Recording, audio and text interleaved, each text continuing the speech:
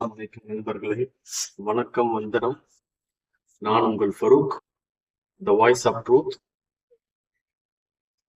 இன்னைக்கு பார்க்க போற டாபிக் என்னன்னா, அதே சைல்டு சேஃப்டி அவேர்னஸ் தான். குழந்தை விழிப்புணர்வு பாதுகாப்பு பத்தி தான் நான் பேச போறேன்.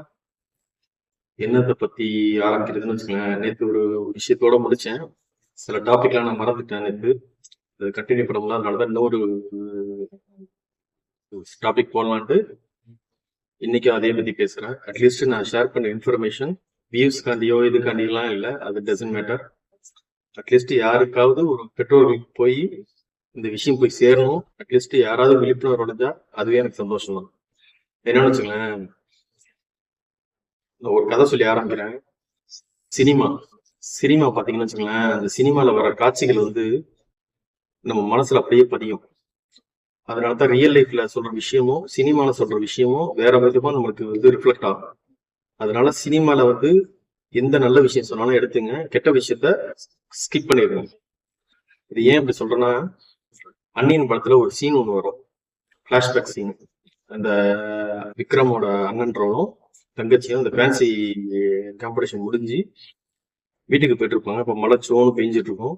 அப்போ வந்து அந்த தங்கச்சி ரிக்ஷால போயிட்டு இருக்கும்போது அந்த தங்கச்சி வந்து கேட்கும், ரிக்ஷாக்கார நோ என்ட்ரி இதுல போறீங்க தப்பு அப்படின்னு சொல்லுவோம். உடனே ரிக்ஷாக்காரர் சொல்லுவாரு, இது ரொம்ப சுத்து குழந்தை அதனாலதான் அப்படின்னு சொல்லிட்டு சொல்லுவாங்க. உடனே ரிக்ஷாக்காரர் என்ன பண்ணுவாரு, அந்த குண்டு புளியமா இருக்க தேங்கிருக்க தண்ணியில போய் என்ட்ரி ஆவாரு. என்ட்ரி ஆனதோட என்ன ஆகும், உடனே ரிக்ஷாக்கா வந்து அந்த குழந்தை வந்து கரண்ட் கம்பி குழந்தை தண்ணி தேங்கிருக்க தண்ணியில பாஸ் ஆகிட்டு இருக்கும். உடனே இந்த குழந்தை இறந்து போயிடும் சாக்கடிச்சு. உடனே கோர்ட்ல கேஸ் நடக்கும். அப்பா வந்து ஜட்ஜிட்ட வாதாடிட்டு இருப்பாரு, யாரெல்லாம் தண்டிக்கணும்னு ஆசைப்படுறீங்க அப்படின்னு சொல்லிட்டு கேட்பாரு ஜட்ஜி. அப்ப உடனே சொல்லுவாரு, ஃபர்ஸ்ட் அந்த லைன்மேன், ரெண்டாவது இந்த ரிக்ஷாக்காரர் நோ என்ட்ரில போனவர், மூணாவது அந்த காந்தி ஜெயந்தி அன்னைக்கு ஒயின் ஷாப்பை திறந்து வச்ச அந்த ஒயின் ஷாப் ஓனர், நாலாவது அதை அனுமதிச்ச போலீஸ்காரர் லஞ்சம் வாங்கிட்டு, அஞ்சாவது ரோட குண்டு மூலியமா போட்ட அந்த ரோட் கான்ட்ராக்டர், ஆறாவது அதை அப்ரூவ் பண்ண கார்பரேஷன், ஏழாவது எம்எல்ஏ அப்படின்னு சொல்லிட்டு வரிசையா 12 பேரை லிஸ்ட் பத்தி எல்லாத்தையும் தண்டிக்கணும்னு சொல்லுவாரு. அந்த 12 பேர்ல யாராவது ஒருத்தர் தன்னோட கடமையை கரெக்டா செஞ்சிருந்தா என் குழந்தை இன்னைக்கு உயிரோட இருக்குன்னு சொல்லிட்டு ரொம்ப எமோஷனலா பேசுவாரு. எல்லாரும் சிரிப்பாங்க.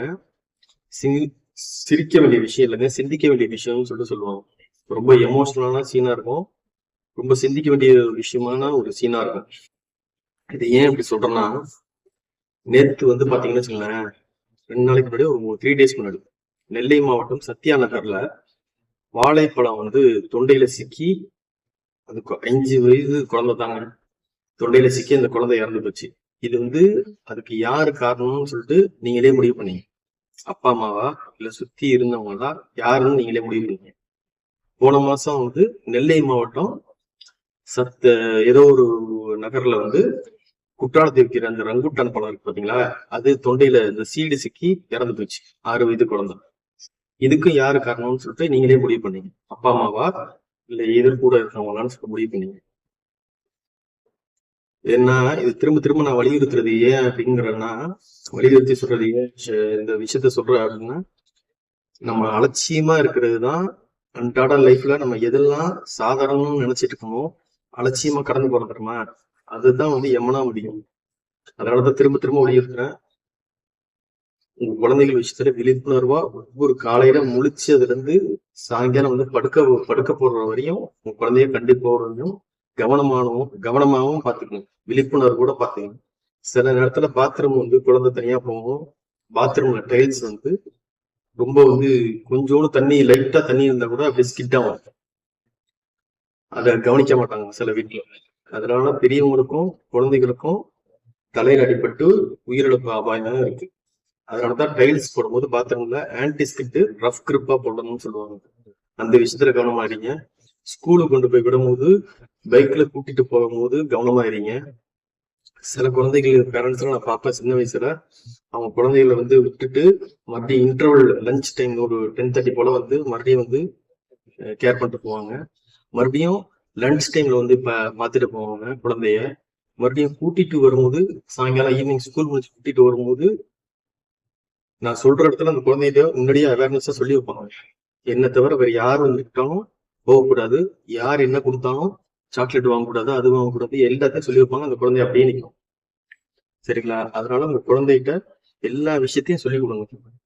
இன்னொரு விஷயம் என்னன்னா, இன்னைக்கு வந்து குழந்தை செல்வங்கிறது சில பேருக்கு இன்னைக்கு முக்கியமா கப்பல்ஸ் கல்யாணம் பண்றவங்களுக்கு அதோட வேல்யூ என்னன்னு தெரியல. குழந்தையோட வேல்யூ என்னன்னு அவங்களோட சந்தோஷத்துக்காகவும் இதுக்காகவும் கல்யாணம் முடிஞ்சு ஒரு 5 வருஷம் 6 வருஷம் சொல்லி தள்ளி போடுறாங்க. இந்த விஷயத்த தப்ப பண்ணவோ பண்ணாதீங்க. கல்யாணம் முடிஞ்சிருச்சுன்னா எல்லாம் உள்ள இறைவனோட அருளோடும் உங்களோட ஹார்ட் ஒர்க்கோடும் குழந்தையை கத்துக்கிறதுக்கு சீக்கிரமா அந்த ப்ரொசீஜர் என்னவோ அதை பார்த்துருங்க. ஏன்னா குழந்தைய தள்ளி போறதுங்கிறது ரொம்ப அபாயகரமான விஷயம். ஏன் அப்படி சொல்றேன்னா, கல்யாணம் முடிஞ்ச அந்த கணவருக்கு அப்பாக்கு அந்த ஏஜ் ஆஃப் 50 வரும்போது உங்க குழந்தைக்கு ஒரு 20 வயசு வந்தால பைனான்சியலாவும் சரி எல்லா விஷயமும் உங்களுக்கு சப்போர்ட்டா இருக்கும். புரியுதுங்களா? சில வீட்டுல குழந்தை வந்து ஒரு குழந்தை தான் இருக்கும், ஒரு குழந்தை போதும்னு சொல்லி அது உங்க குழந்தைய நீங்களே அபாயத்துல தள்ளுற விஷயம். ஏண்டா உங்க குழந்தைக்கு ஒரு மாரல் சப்போர்ட் வேணும் அவங்க கடைசி காலத்துல. புரியுதுங்களா? அதனால கவனமோடும் கல்யாணம் முடிஞ்ச எல்லா குழந்தைகள் விஷயத்துல கவனமா இருங்க. குழந்தை பெற்றுக்கிற விஷயத்துலயும் கவனமா இருங்க.